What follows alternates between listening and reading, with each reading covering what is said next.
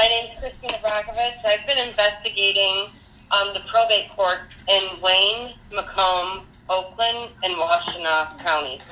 Some of the most horrific cases of abuses. We have public officials in all these counties taking people's loved ones for profit. Most always, they will die under guardianship, and if that is not bad enough, the loved one is separated from their dying loved one. Soon, my 3-year investigation will be hitting the news. I've been to the FBI, giving them information, and the district attorney. Also, with that being said, there's no better time than now for you guys to step in and listen to our stories and do something about it, because it's happening in your county. We have public officials in all of these counties taking people's loved ones for profit. Most always they die under guardianship. And if that is not bad enough, dying under guardianship when someone has full control of your every aspect of your life, they also die alone because their loved ones are separated from them and they can't see them. They're stuck. So soon my 3-year investigation is going to be hitting the news. As I've been giving information to federal agents, I've also given information to the district attorney, and also Dana Nessel has been well aware of this for 3 years and counting. So these stories are going to come out. They're death. It's nothing but kidnapping and murder. And you guys are in the position right now, because there's no better time now to step in, because it's happening in your county. There's public officials, and they are taking our Michigan families, our loved ones, and for profit, for money. And I have proof of this, and we have a ton of proof of this. And it has to stop. They're not allowed to do anything. Their rights are ripped from them, like a prisoner. And you guys can do something now about that. I've been working. I've got my Livonia Police Department, their support. I'm gaining support from police departments in 83 counties right now. I've been hired by a private investigator to work for him, and now he's helping me. And the more that we come across, the more horrific the stories get. Certainly you all have heard over there about Heather Catello reporting on this in 2017, and I appreciate all of you hearing us again. And I know even for a fact that your own treasurer, Andrew Meisner, and Lisa Brown, as a clerk, they brought this up to you guys' attention in the spring of 2018. They reported on all this criminal activity and the elder abuse. And it continues today. And I do give Miss Dana Nessel, I do applaud her a bit for releasing some of these folks, but she only released them on the state level, in August of 2019. And we really need you guys' help. We need someone to indict some of these guys, such as I remember it in 2018. It was Ralph Roberts and Barbara Angelucci. I mean, I'm not really going to speak about my case at all, because I did speak about it at an earlier session a couple of years ago. But there is a lady that's going to speak to you, Miss McCasey here, and she's going to be destroyed on September 22nd, I believe, of this year, if you guys don't step in, because it is a crime for a judge to turn a blind eye and allow his or her appointees to blatantly lie and commit fraud and take assets that belong to wards. I mean, it's a crime for a judge to hide his or her appointees' ongoing questionable activities. And it also is a crime for a judge to allow their appointees to separate wards from their loved ones, as it was brought up to you here earlier. It's a crime for a judge to allow these insiders that are working with them to act corruptly. The judges have a statutory authority and to mandate and handle all their cases in a fair and impartial manner. But instead, they consistently refer these case matters only to their insiders, and then they ignore their exploitation of the parties that are involved. I'm asking you guys to take the time and help us, please. It's been stated over and over at several meetings, and I'm stating it again today.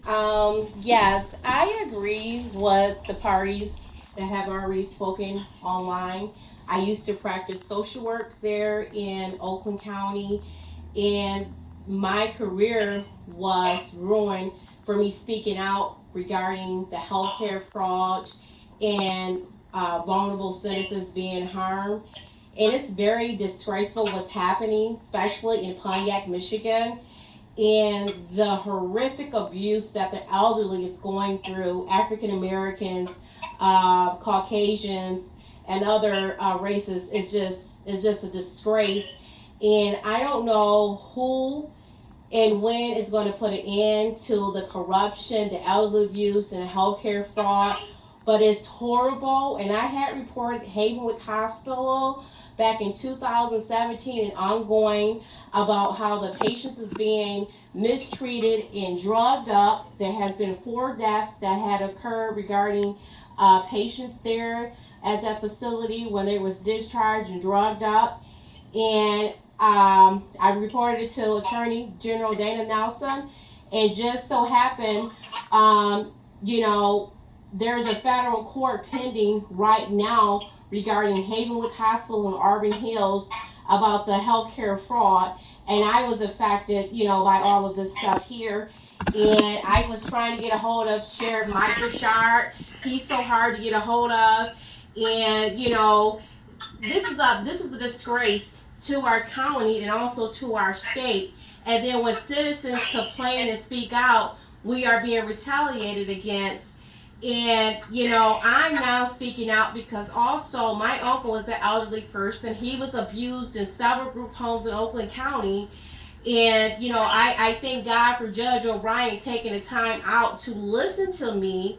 And he helped me to rescue my uncle and shut down a massive healthcare fraud that was occurring to him. Every time he get abused in these group homes, that throw him in psychiatric hospital as if he's an aggressive person, and it happened in nursing homes too. So towards the end of this year or next year, I'm going to be speaking out to make change come about, because our state leaders, our law enforcement, our U.S. Attorney General needs to crack down on this, because there's a lot of tragedies that's happening and throughout the state of Michigan, and also recently in Oakland County, Pontiac, with the violence. And it's time that people need to seek justice. It's very a disgrace, and it's also a disrespect to my profession as being a social worker.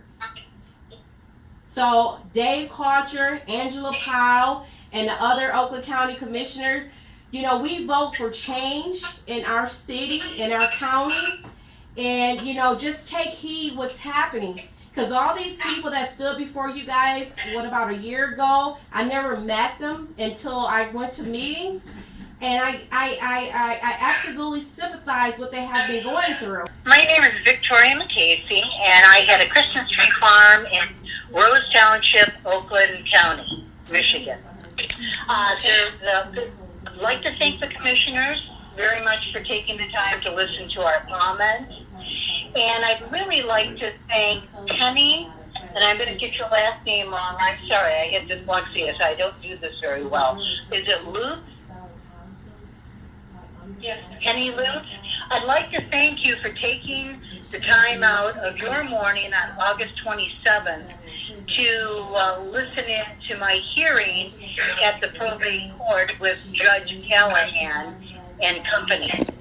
And the reason why it was canceled, I guess, is because they did not send out the Zoom instructions. So they were looking for a reason anyhow to cancel that meeting, because they would like to go ahead and let Joe Ehrlich and Mr. Frazier come in with their third, not their final, but their third accounting. And Mr. Ehrlich would like to be paid $64,000 out of my estate. So let's go back to the beginning. But I wanted to thank you, Penny, for tuning in. I was at the commissioners, and I started giving you an in-depth report on my situation back in 2018. Back then, I was just the morning lifelong partner of Conrad Rader for 35 years. And since then, we have, I found a will that I had been desperately looking for in my home back at the end of February, first part of March. I took the will in and I filed it with Oakland County Probate Court. And I had a friend go in with me because of my dyslexia to make sure I got that right. Well, I did make a couple errors and had to go back in and amend the original motion. So I finally got everything straightened around. I got everything admitted. And what I asked for is to admit the will. I'd like to be personal PR of my estate, as well as my letters of permission to go ahead and take care of the estate. I am the sole heir. I was asked to be in the will to be the PR as well. I submitted the will on and they gave me a hearing of March 5th, and then COVID-19 happened, so that put on hold. Apparently, the judge, Mr. Ehrlich, to write the cancellation new hearing. So on the 24th, he did so. And from that point to Callahan, and Callahan didn't sign on the 26th. Then she sat on it till, I believe it was June 5th, and then she faxed it over to Ehrlich. Ehrlich sat on it until he said he mailed it out to me on July 27th, which on the envelope it said the 30th of July, and then I didn't receive it until August 1st. We need to do something with these judges and these attorneys. They feel entitled to my assets. I have an idea here. I think we need to have a forensic check on these attorneys and these judges from this point going forward, before we let them sit in the seats and take over our estate and take over our loved ones, because we don't know them from a hole in the wall. And most of these people right now, so from what I can see, they have no integrity. They lie, steal, and cheat. They're doing everything they can to keep me from admitting the will and becoming the rightful heir.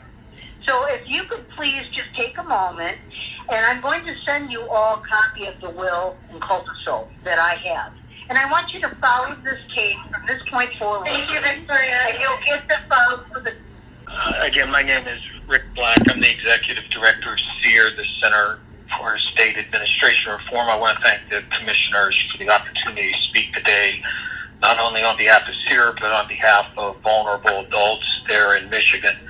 We're a recognized 501c3 out of Charlotte, North Carolina, and advocate on behalf of vulnerable adults and seniors who fall prey to predatory attorneys who often use the dysfunction of our nation's probate court system to execute their crimes against the vulnerable and their heirs.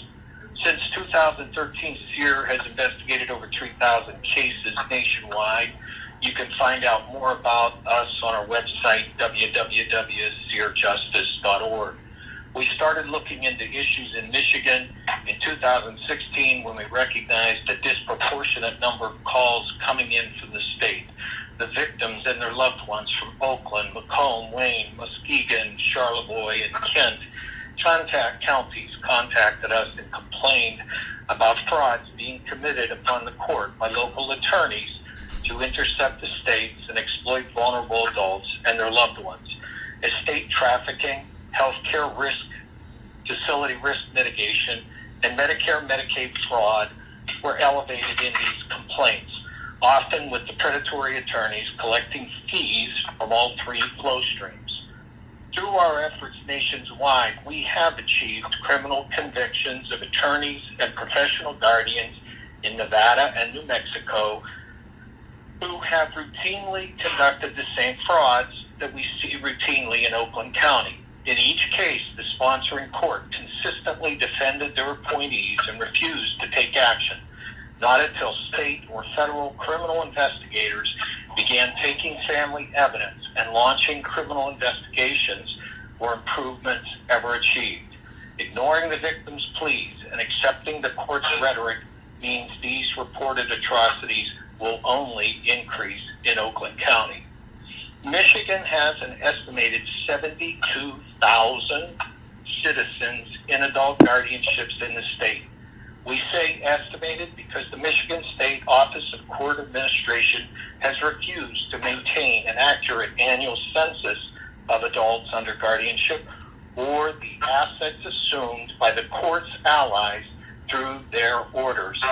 A due diligence effort by activists from 2016 to 18 validated the number at 72,000, and this is approximately 75% higher than the average national per capita number in this country. These 72,000 residents estimated $15 billion, with a B as in Bravo, $15 billion in assets that are handed to third parties when a judge signs a temporary order for guardianship. Guardianship is big business in Michigan for the attorneys, public administrators, and professional guardians, who are almost exclusively attorneys, and the state in federal grants and entitlements going through the Michigan Department of Health and Human Services. My request is that the Oakland County Commissioners represent their constituents and demand the Attorney General, the Office of Court Administration, and the Supreme Court, including family victim members, be represented in a task force to investigate adult guardianship proceedings and make recommendations for redress and reform. Thank you. My name is Jody White. I have been to the commissioners meeting. I am the one that was assaulted by a court officer back in 2018. So I want to introduce you to two people because they've been well aware of what's been going on. The one is the Assistant Attorney General, Scott Teeter. He was appointed on 8/1/2018, and he is supposed to provide the evidence that we've been giving him to the Attorney General. The other person I'd like to introduce you to is the Attorney Grievance Administrator, Michael Goetz, Goetz. He was appointed on 9/23/2019, and he, per a quote from Justice Bridget McCormick, is supposed to, quote, make sure the Attorney Grievance Commission continues to protect the public and hold the legal profession accountable. So we have had a bunch of issues. If you go back to 2018, you will know what they are. We do want to demand that Michael do an internal audit of the attorneys in probate court to reveal the egregious billable hours that are racking up on the citizens' estates. The audit will reveal how the attorneys are failing to follow the court orders and are manipulating the system to take advantage of the citizens and the estates. If you speak up, they will hurt you, they will jail you, and then they will put you on probation. So we are seeking also probate jury trials to help prevent this type of manipulation and collusion that are putting our citizens at risk financially, mentally, and personally. The victimized families want the Attorney Grievance Administrator, through the demand of our 21 county commissioners that were voted in to help us, to help court watch these contested hearings.